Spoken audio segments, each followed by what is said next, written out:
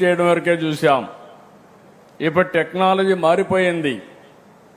ఈ టెక్నాలజీ ఎంతవరకు పోయిందంటే డాక్టర్ కూడా నేర్చుకుంటే తప్ప ఐటీ నేర్చుకుంటే తప్ప ప్రగతి సాధించలేని పరిస్థితికి వస్తున్నారంటే అది టెక్నాలజీకి ఉండే మహత్యం అని చెప్పి కూడా నేను మీకు తెలియజేస్తున్నా. రెండో విషయం కూడా ఇక్కడ నేను చూశాను, పిల్లలందరినీ ఎంత ఉత్సాహంగా ఉన్నారంటే మీ ఉత్సాహం చూస్తా ఉంటే నా విజన్ తప్పకుండా సాధిస్తానని నమ్మకం నాకు వస్తా ఉంది. 23 నెలల కంటే ముందు ఈ రాష్ట్రంలో ఒక అరాచకం, ఒక విధ్వంసం, నా జీవితంలో అలాంటి పాలన ఎప్పుడూ నేను చూడలేదు, చూస్తాను కూడా అనుకోను. 50 సంవత్సరాలు సుదీర్ఘ రాజకీయ చరిత్ర. అలాంటివి మీరు చూసినప్పుడు నేనే ఎప్పటికప్పుడు నేర్చుకుంటానే ఉంటాను. అనునిత్యం నేను నిత్య విద్యార్థిని. ఇప్పుడు భాస్కర్ రావు గారితో మాట్లాడినప్పుడు ఒక మాట అంటే నా మైండ్లో నా కంప్యూటర్లు ఎక్కించుకున్నాను. 1,00,000 ఉద్యోగాలు మా పిల్లలకి ఇవ్వాలనేది నా ప్రగాఢమైన ఆలోచన. మా ఆఫీసర్లు చెప్తే ఒకటే మాట చెప్పాను, మీరు బిజినెస్ రూల్స్ చూస్తారు, నేను పిల్లల భవిష్యత్తు చూస్తాను, మీకు నాకు ఇదే తేడా అని కూడా నేను చెప్పాను. ఇప్పుడు వారు ఒక మాట అంటే నేను చెప్పాను, 0 డేట్ ఈరోజే స్టార్ట్ అయింది. పక్కనే సీనయ్య కూడా ఉన్నాడు. మేము చేస్తాను సార్ అన్నారు. కాదు, ఇదే రోజు 2027 ఇక్కడికి వస్తా, ఇనాగరేషన్ చేస్తున్నా. ఇనాగరేషన్ డేట్ కూడా ఫిక్స్ చేశాను. No option. ఎప్పుడు కూడా నేను ఎక్కడి పోయినా కూడా పెద్ద పెద్ద ఫ్యాక్టరీస్, గూగుల్ మొన్నే ఫౌండేషన్ వేసాం. ఫౌండేషన్ వేస్తే వాళ్ళు సెప్టెంబర్ అంటే కాదు, ఆగస్టు 15 మంచి రోజు, స్వాతంత్రం వచ్చిన రోజు. గూగుల్ కూడా ఆగస్టు 15 కంటే ముందు ఇనాగరేషన్ చేయాలని 2028 ఆగస్టు 15 కంటే ముందే గూగుల్ విశాఖపట్నంలో ఆపరేషన్లు ప్రారంభిస్తుంది. ఆర్సెలర్ మిత్తల్ పెద్ద స్టీల్ ప్లాంట్, ఆయన కూడా వచ్చినప్పుడు నేను ఒకటే చెప్పాను, నువ్వు 5 ఏళ్లు 10 ఏళ్లు కాదు, ప్రపంచంలోని best technology company, biggest company, నాకు కావాల్సింది 2028 డిసెంబర్ లోపల ఫేజ్ 1 పూర్తి చేయాలని ఆదేశాలు ఇచ్చా. చేస్తున్నామని చెప్పి కూడా నేను మీకు తెలియజేస్తున్నా. నేను ఎప్పుడు కూడా ఫౌండేషన్ వేయడానికి, రిబ్బన్లు కట్ చేయడానికి నేను సిద్ధంగా లేను. నేను వచ్చినప్పుడే ఎవరైతే పెట్టుబడి పెడతారో, ఏ రోజు ఓపెన్ చేస్తారో చెప్తే దాని మీద నేను మాట్లాడతానని చాలా స్పష్టంగా చెప్పా. కృష్ణయ్య గారికి చెప్తున్నా, భాస్కర్ రావు గారికి చెప్తున్నా, మీకు ఏ పర్మిషన్లు కావాలన్నా ఆటో పైలట్లు ఇచ్చే బాధ్యత మాది, దాన్ని అమలు చేసే బాధ్యత మీది. మెడికల్ అండ్ హెల్త్ లో చాలా అవకాశాలు ఉన్నాయి. మనం ప్రపంచానికి లీడర్స్ గా తయారయ్యే అవకాశం వస్తుంది. అయితే ఒక డాక్టర్లే కాకుండా దీనికి అనుబంధంగా ఉండే అన్ని విషయాల్లో మనం దీనికి శ్రీకారం చుట్టాల్సిన అవసరం ఉంది. ఇక్కడ మనం చూస్తే 500 పడకల సూపర్ స్పెషాలిటీ వైద్య సేవలు కార్పొరేట్ స్థాయిలో ఇవ్వడానికి ముందుకొచ్చారు. ఇంకొక పక్కన ఇక్కడ మనం కట్టే దానిపైన దగ్గర 250 medical seats, MBBS seats, 1000 non medical paramedical పట్టభద్రుల్ని, ఇంకొక 1000 మంది ట్రైనీస్ కూడా సిద్ధం చేయబోతున్నారు. నర్సింగ్ 150 మంది పిల్లలకి ట్రైనింగ్ ఇస్తారు.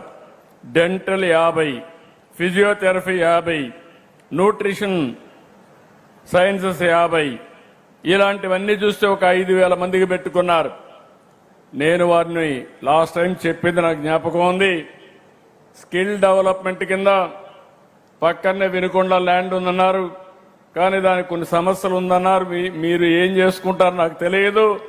మీరు ఇచ్చిన 1,00,000 మందికి ఆంధ్రప్రదేశ్ నుంచి వైద్య సేవలు అందించే సిబ్బందిని తయారు చేసే బాధ్యత మీది. దానికి ఏం కావాలో మీరు చేయండి, నేను సహకరిస్తా. ప్రపంచంలో ఎక్కడైనా కానీ డాక్టర్లున్నా, ఎక్కడైనా నర్సెస్ కానీ అనుబంధంగా ఉండేవాళ్ళుంటే ప్రతి ముగ్గురులో ఒకరు ఇక్కడ తయారు కావాలి, అమరావతిలోనే తయారు కావాలి. మా పిల్లలు ఆ విధంగా కూడా ముందుకు పోవాల్సిన అవసరం ఉంది. మీ అందరికీ ఒకటే హామీ ఇస్తున్నా, పిల్లలు మీరు గుర్తుపెట్టుకోవాలి, నేర్చుకునే వయసు మీకు ఇది. ఓసారి మీరందరూ అనుకుంటారు అన్ని మాకు తెలుసు అనుకుని అసలు చదువు కూడా మానేస్తూ ఉంటారు. This is the best age మీ అందరికీ. టెక్నాలజీ బాగా హ్యాండీగా వచ్చింది. అమరావతిలో క్వాంటమ్ వ్యాలీకి వెళ్తున్నాం. నేను ఫస్ట్ క్వాంటమ్ అంటే ఎవరికి అర్థం కాలేదు. అంటే ఈరోజు మనం కంప్యూటర్లో సూపర్ కంప్యూటర్లు చూసాం. సూపర్ కంప్యూటర్లకి సూపర్ కంప్యూటింగ్ కెపాసిటీ ఉండేది క్వాంటమ్ అని చెప్పి కూడా నేను మీకు తెలియజేస్తున్నా. ప్రపంచంలో 5-6 ప్లేసుల్లోనే ఉన్నాయి, 5-6 కంట్రీస్లోనూ ఉన్నాయి. అలాంటిది ఇక్కడ రావాలని సంకల్పం చేశాం. IBM, TCS, L&T ముగ్గురు కలిసి ఇమ్మీడియట్ గా వర్క్ కూడా స్టార్ట్ చేశారు. అమెరికాలో కంప్యూటర్ ఉంది, అది బయలుదేరి వస్తే డిసెంబర్ కంతా భారతదేశంలో మొట్టమొదటి క్వాంటమ్ కంప్యూటర్ కు చిరునామాగా అమరావతి తయారవుతుంది. ఇది అయిన తర్వాత నేను ఒకసారి మాట్లాడితే చాలా మంది ముందుకు వచ్చారు. సార్ ఎక్కడి నుంచో మనం కంప్యూటర్లు తెప్పించడం ఏంటి, మేమే అమరావతిలో తయారు చేస్తామని వచ్చారు. నేను కూడా ఆశ్చర్యపోయాను. వచ్చిన తర్వాత ఇప్పుడు ఒక నమూనా తయారు చేశారు, 5 క్యూబిట్స్. మనకు వచ్చేది 153 క్యూబిట్స్ వస్తుంది. ఇప్పుడు 5 తయారు చేశారు. 5 తయారు చేసి 50 తయారు చేయడం స్కేలింగే. ఇప్పుడు దానికి కూడా సిద్ధమవుతున్నాం. 2 సంవత్సరాల్లో ప్రపంచానికి క్వాంటమ్ కంప్యూటర్లు మన అమరావతి నుంచి సరఫరా చేయబోతున్నాం. అది మన యొక్క తెలివితేటలు. ఇంకొక పక్క నేను గ్రీన్ హైడ్రోజన్ వ్యాలీ అన్నాను. ఈరోజు ప్రధానమంత్రి గారు కూడా ఒక పిలుపిచ్చారు. ఆ పిలుపు మీరు చూస్తే ఎక్కడో జియో పొలిటికల్ సిచ్యువేషన్, ఇరాన్లో యుద్ధం, ఇరాన్ అమెరికా యుద్ధం మన దేశంలో సమస్యలకు నిలయమైంది. వచ్చే గ్యాస్ వచ్చే పరిస్థితి లేదు, పెట్రోల్ సరఫరా లేదు, రేట్లు పెరుగుతున్నాయి, ఆర్థిక వ్యవస్థ అతలాకుతలం అయ్యే పరిస్థితి వచ్చింది. ఇప్పుడు మనందరం కూడా ఆలోచించుకోవాల్సింది, ఇలాంటి జియో పొలిటికల్ సిచ్యువేషన్స్ రాబోయే రోజుల్లో ఇంకా ఎక్కువ వస్తాయి. అయితే విదేశాలపైన ఆధారపడకుండా మనం సెల్ఫ్ రిలయన్స్ సాధించాల్సిన అవసరం ఉంది. దీనికోసం ప్రతి ఒక్క ఇల్లు కరెంట్ ఉత్పత్తి చేసుకోవాలి, ప్రతి ఒక్క పొలం కరెంట్ ఉత్పత్తి చేసుకోవాలి. ఒకప్పుడు సోలార్ అంటే ఎవరికి అర్థమయ్యేది కాదు. 15 సంవత్సరాల కంటే ముందు నేను ఒక మాట చెప్పాను, భవిష్యత్తులో సోలార్ రెవల్యూషన్ వస్తుంది, రెన్యూవల్ ఎనర్జీ వస్తుంది, ₹1.50 నుంచి ₹2 కరెంటు ఉత్పత్తి చేసే శక్తి మనకు వస్తుందంటే ఎవరు నమ్మలేదు. ఈరోజు నేను గర్వంగా చెప్పగలుగుతున్నా, ₹2.40 50 యూనిట్ కరెంట్ ఉత్పత్తి చేసే పరిస్థితికి వచ్చాం. మొట్టమొదటిసారిగా మీరు చూస్తే కరెంటు రేట్లు పెంచడం మానేసి కరెంటు రేట్లు తగ్గించే పరిస్థితికి వచ్చాం. గడచిన 5 సంవత్సరాలు 19-24 32,000 కోట్ల రూపాయలు పెంచారు. దగ్గర 9 సార్లు పెంచారు. నేను వస్తానే ఒకే మాట చెప్పాను, కరెంటు ఛార్జీలు పెంచనని చెప్పి కరెంటు ఛార్జీలు పెంచకుండా ఉన్న ప్రభుత్వం ఈ యొక్క ఎన్డీఏ ప్రభుత్వం అని చెప్పి కూడా నేను మీకు తెలియజేస్తున్నా. మీ దగ్గర నుంచి నాకు సహకారం కావాలి. ఎందుకంటే నేను 4,660 కోట్ల రూపాయలు ట్రూ అప్ ఛార్జెస్ అని అదనపు భారం వేసి అది కూడా ఈ ప్రభుత్వం అబ్జర్వ్ చేసి ఆ డబ్బులు కలెక్ట్ చేయకుండా చేశాం. ₹5.20 ఆవరేజ్ యూనిట్ కాస్ట్ ఉండేది ప్రొక్యూర్మెంట్ లో, అది 30 పైసలు తగ్గించాం. ₹4.90కు వచ్చాం. 5 ఏళ్లలో డిపార్ట్మెంట్కి ఒకటే టార్గెట్ ఇచ్చాను, ఇన్నోవేషన్.